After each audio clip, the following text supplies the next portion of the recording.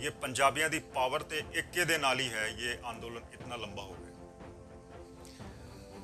हुण इस आंदोलन नूं लेकर जिहड़ी चर्चा छिड़ी हुई है उसकी गल कर लेंदे हैं जो नॉर्मली नहीं होंदी। अंदोलन जिहड़ा हैगा वो सिर्फ 3 खेती कानूनां नूं रद्द कराने दे लई नहीं चलाया जा रहा, उसदे होर भी कई जिहड़े साइकोलॉजिकल मनोविग्यानिक दिमागी पहलू ने।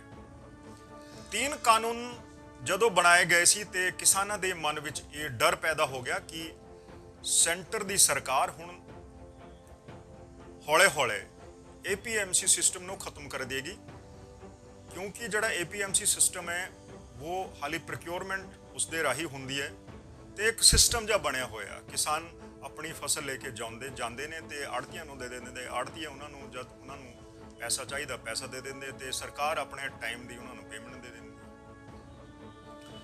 एदकी 3 कानून बना के कानून एड़ा जिहा लिआंदा गया जिस विच आड़तियां दा रोल खत्म करने की कोशिश की गई ते किसानां नूं पहला डर यही सता रहा सी कि जे सानू लिक्विडिटी की जरूरत होएगी, सानू पैसे की लोड़ होएगी, असी इंप्लीमेंट लैने हैं, असी पैसटीसाइड लैने हैं, असी दवाइयां लैनियां, असी घर के खर्चे चलाने हैं, असी कुछ होर खरीदना है, तो फिर पैसा कित्थे लवांगे। आड़तीए तो एक ATM ने किसानां दे, भावें उन्हां ते आरोप लगते रहे ने कि वो पैसा ज़्यादा चार्ज करते, उन्हां दा इंटरस्ट बहुत मोटा ने। एलीगेशन ये भी सी कि जिहड़ा MSP का पैसा है उसनों भी कट देंगे, पूरा पैसा नहीं किसानों को मिलता।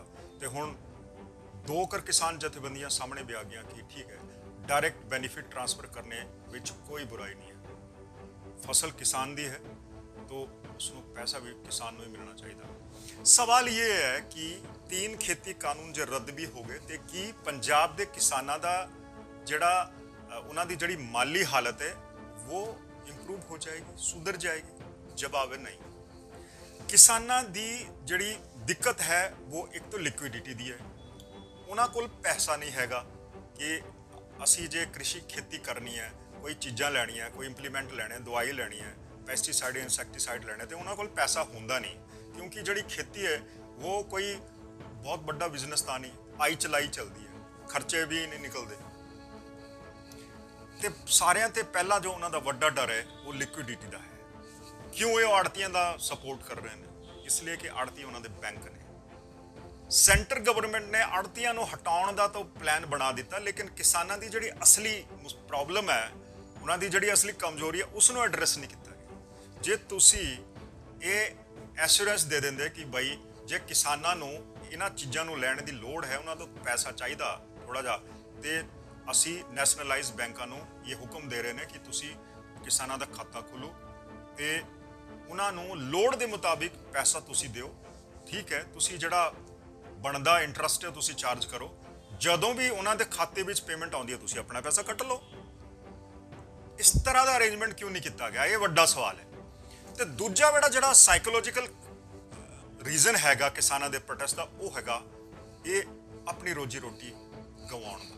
उन्होंने ये लगता कि जो कॉरपोरेट घराने आ गए, साडी जमीनां खोलियां तो असी कित्थे जावांगे, असी तो सड़कों ते आ जाणे।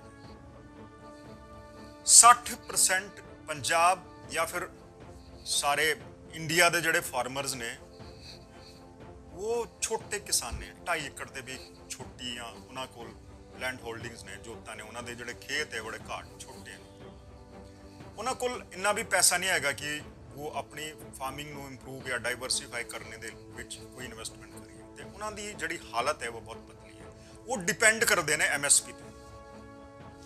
ये जिहड़ी गलती है वो फार्मर्स की नहीं है, वो सेंटर गवर्नमेंट की है, क्योंकि कई दहाकियां ते वो इन्हां किसानां नूं मजबूर कर रहे हैं कि तुसी कणक झोने लगाओ। कणक झोने MSP ते खरीदे जाते हैं, तो बाकी उन्हां तों ना टाइम बचदा कि होर फसल दे वल वो डाइवर्सीफाई करिए या कुछ होर करते, कुछ उन्हां कोल हिला नहीं हैगा, तो उन्हां दी मजबूरी बन गई। तो हुण तुसी उसनूं भी खो रहे हो, तो इसदा मतलब है कि तुसी उन्हां नूं डराउण विच लगे हुए ने। डर असली है, जे साडे कोलों साडी रोजी रोटी कोई खो लवे तो सानू डर तो लगना ही है ना। प्रोटेस्ट तो आप करांगे, फिर सड़कों में आवांगे, फिर कित्थे जावांगे वरना। तो इन्हां दा जिहड़ा मनोविग्यानिक कारण है वो ये सरकार नूं ये सोचना चाहिए कि भाई तुहाडी MSP भी बरकरार रहेगी, कानून बनाने विच की हर्ज आ, तुसीं बना दो कानून, MSP का कानून बना दो। ਕਿਸਾਨਾਂ ਦੇ ਮਨ ਤੇ ਜਿਹੜਾ ਡਰ ਹੈ ਉਸ ਨੂੰ ਕੱਢੋ, ਉਹਨਾਂ ਨੂੰ ਭਰੋਸਾ ਦਿਲਾਓ ਕਿ ਸਰਕਾਰ ਤੁਹਾਡੇ ਨਾਲ ਹੈ, ਅਸੀਂ ਤੁਹਾਡੇ ਖਿਲਾਫ ਨਹੀਂ ਹੈਗਾ, ਅਸੀਂ ਕਾਰਪੋਰੇਟਾਂ ਦੀ ਸਰਕਾਰ ਨਹੀਂ, ਅਸੀਂ ਤੁਹਾਡੀ ਸਰਕਾਰ ਹਾਂ। ਜ਼ਰੂਰਤ ਇਹ ਹੋਇਆ ਕਿ ਤੁਸੀਂ ਕਿਸਾਨਾਂ ਦਾ ਜਿਹੜਾ ਵਿਸ਼ਵਾਸ ਟੁੱਟਿਆ ਹੋਇਆ ਉਸ ਨੂੰ ਵਾਪਸ ਲਿਆਓ, ਕਿਸਾਨਾਂ ਨੂੰ ਪਿਆਰ ਕਰੋ, ਉਹਨਾਂ ਨੂੰ ਆਪਣਾ ਮੰਨੋ, ਉਹਨਾਂ ਨੂੰ ਤੁਸੀਂ ਸਾਂਤਵਨਾ ਦਿਓ, ਕੰਸੋਲ ਕਰੋ ਕਿ ਭਾਈ ਤੁਹਾਡੀ MSP ਵੀ ਤੁਹਾਡੇ ਕੋਲ ਹੀ ਰਹੇਗੀ, ਆਏਗੀ, ਉਸ ਦਾ ਕਾਨੂੰਨ ਬਣਾ ਦਿੰਦੇ ਆ। ਜਿਹੜੀ ਪ੍ਰੋਕਿਉਰਮੈਂਟ ਹੈ ਉਹ ਵੀ ਜਾਰੀ ਰਹੇਗੀ। ਤੁਸੀਂ ਜ਼ਬਾਨੀ ਗੱਲ ਕਰੀ ਜਾਂਦੇ ਹੋ ਤੇ ਕਾਨੂੰਨ ਤੁਸੀਂ ਹੋਰ ਬਣਾਈ ਜਾਂਦੇ ਹੋ। ਦਿਓ ਨਾ ਕਿਸਾਨਾਂ ਨੂੰ, ਬਣਾ ਦਿਓ। ਕਿੰਨਾ ਟਾਈਮ ਲੱਗਦਾ? ਤੁਸੀਂ ਆਪ ਦੀ ਵੀ ਤੁਹਾਡੀ ਬਦਨਾਮੀ ਹੋ ਰਹੀ ਹੈ। ਇਹ ਲਾਜ਼ਮੀ ਹੈ, ਤੁਸੀਂ ਨਾ ਤਾਂ ਆਪਣੇ ਵਿਰੋਧੀਆਂ ਨੂੰ ਕੋਈ ਹੋਰ ਮੌਕਾ ਦਿਓ, ਨਾ ਕਿਸਾਨਾਂ ਨੂੰ ਮਜਬੂਰ ਕਰੋ। ਕਿਸਾਨ ਹੀ ਤਾਂ ਤੁਹਾਡੇ ਵੋਟਰ ਨੇ। ਸਮਝੋ ਕੁਛ। ਜੇ ਤੁਸੀਂ ਸਮਝੋਗੇ ਤੇ ਇਹ ਮਾਮਲਾ ਇੱਥੇ ਹੀ ਖਤਮ ਹੋ ਜਾਣਾ। ਉਹਨਾਂ ਨੂੰ ਘਰ ਜਾਣੇ ਦਿਓ, ਮਤ ਗਰੀਬਾਂ ਨੂੰ ਮਾਰੋ। 300 ਤੇ ਵੱਧ ਗਰੀਬ ਕਿਸਾਨ ਵਿਚਾਰੇ ਮਰ ਹੀ ਗਏ, ਉਹਨਾਂ ਦੀ ਕਿਸੇ ਨੂੰ ਫਿਕਰ ਨਹੀਂ, ਉਹਨਾਂ ਦੀ ਫੈਮਿਲੀਜ਼ ਦੀ ਫਿਕਰ ਨਹੀਂ। ਉਹਨਾਂ ਦੇ ਬਾਰੇ ਸੋਚੋ, ਉਹਨਾਂ ਦਾ ਡਰ ਖਤਮ ਕਰੋ, ਭੇਜ ਦਿਓ ਉਹਨਾਂ ਨੂੰ ਘਰ ਵਾਪਸੀ, ਬਣਾ ਦਿਓ ਕਾਨੂੰਨ। ਜਿਹੜੇ ਰੱਦ ਕਰਨੇ ਦੀ ਮੰਗ ਹੋ ਰਹੀ ਹੈ ਕਰ ਦਿਓ ਰੱਦ। ਕਿਉਂ ਤੁਸੀਂ ਬਦਨਾਮੀ ਮੋਲ ਲੈ ਰਹੇ ਹੋ? ਤੁਹਾਨੂੰ ਪਤਾ ਹੀ ਹੈ ਤੁਸੀਂ ਪੰਜਾਬ ਵਿੱਚ ਕੀ ਦੇਖਿਆ, ਹੁਣ ਕੀ ਕੀ ਹੋ ਰਿਹਾ। ਉਹਨਾਂ ਦੇ ਜਿਹੜਾ ਅੰਦੋਲਨ ਹੈ ਹੁਣ ਵਾਇਲੈਂਟ ਵੀ ਹੋਣੇ ਲੱਗਿਆ। ਜ਼ਰੂਰਤ ਕਿਸਾਨਾਂ ਦਾ ਡਰ ਖਤਮ ਕਰਨੇ ਦੀ ਹੈ, ਉਹਨਾਂ ਨੂੰ ਸਾਂਤਵਨਾ ਕੰਸੋਲ ਦੇਣ ਦੀ ਹੈ, ਕੰਸੋਲ ਕਰਨੇ ਦੀ ਕਿ ਭਾਈ ਕੁਝ ਨਹੀਂ ਹੋਏਗਾ। ਥੋੜਾ ਡਰ ਖਤਮ ਕਰੋ ਉਹਨਾਂ ਦਾ, ਤਾਂ ਕਿ ਉਹ ਘਰਾਂ ਵਿੱਚ ਵਾਪਸ ਮੁੜ ਸਕਣ ਤੇ ਇੱਕ ਵਾਰ ਫਿਰ ਆਪਣੀ ਜਿਹੜੀ ਨਾਰਮਲ ਲਾਈਫ ਹੈ ਉਸ ਨੂੰ ਜੀ ਸਕਣ। ਅੱਜ ਦਾ ਬੁਲੇਟਿਨ ਸੀ। ਅੱਜ ਅਸੀਂ ਗੱਲ ਕੀਤੀ ਕਿਸਾਨਾਂ ਦੇ ਡਰ ਦੀ ਮਨੋਵਿਗਿਆਨਿਕ ਕਾਰਨ, ਕਿਸ ਤਰ੍ਹਾਂ ਕਿਸਾਨ ਹੁਣ ਡਰੇ ਹੋਏ ਨੇ, ਇਸ ਡਰ ਦੇ ਚੱਲਦੇ ਉਹ ਸੜਕਾਂ ਤੇ।